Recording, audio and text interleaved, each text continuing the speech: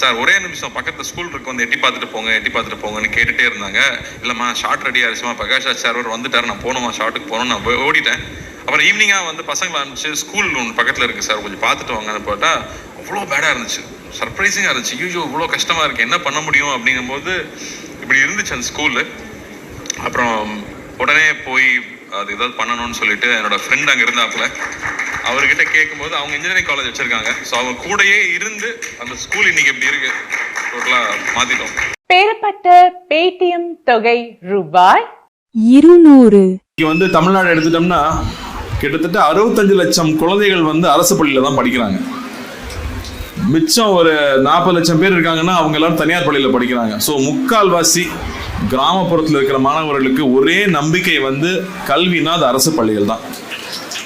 அந்த வகையில் அரசு பள்ளிகள் வந்து மிக சிறப்பாக இயங்கிட்டு இருக்கு. அகரம்ல இருக்கிற பசங்க ஒவ்வொருத்தரும் அரசு பள்ளியில் படித்த வந்த மாணவர்கள் தான் அகரம்ல படிக்கிறாங்க.